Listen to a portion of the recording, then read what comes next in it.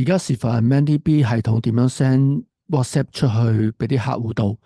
咁除咗之前我示範咗點樣洗衣店入邊 send WhatsApp 去通知啲客戶嚟攞衣服之外咧，其實呢個功能可以應用喺呢個零售系統啦、美容啦、髮廊啦，任何嘅 ManDB 入邊系統嘅。咁只要我哋加呢個功能 WhatsApp 嘅功能落去就可以噶啦。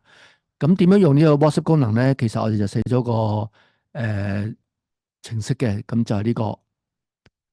咁呢個 run 之後咧，就好似你喺嗰個電腦度行個 WhatsApp 個包撒，咁啊 scan 個 WhatsApp 個 QR code 就可以進入去 send message 啦。但係你就唔使去 WhatsApp 嗰個地方 send message 嘅，只要喺嗰個我哋嘅 ManDB 系統入邊 send 就可以噶啦。咁呢度就你大家見過啦，佢會出個 QR code 出嚟啦。跟住你就用你個手機，你可以用你個自己嘅賬戶啦，即係你喺公司度開個公司嘅 account，咁用任何個電話嚟開就可以噶啦。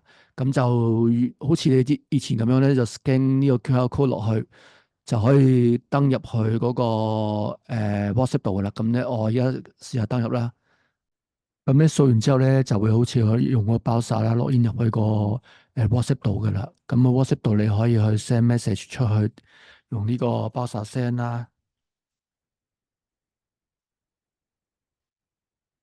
同埋如果客戶覆你咧，咁佢哋都會收到啲 message 啦。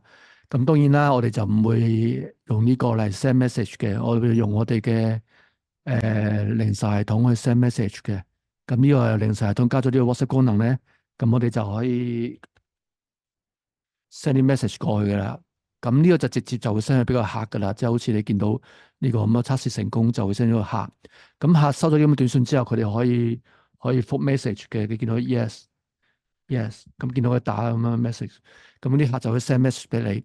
咁當然啦，你可以除咗用呢個包撒去覆啲客嘅 message 之外咧，喺你手機嘅 WhatsApp 度你都可以覆佢 message 嘅。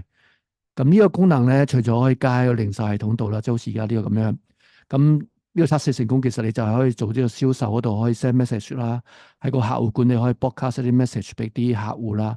咁我哋已經應用咗喺個洗衣店系統啦。咁而家可以 apply 去零售、美容、髮廊或者係呢個管理費收費系統 send 啲繳款通知單俾啲客嘅。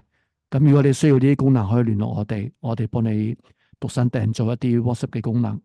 今日要示範咁多，拜拜。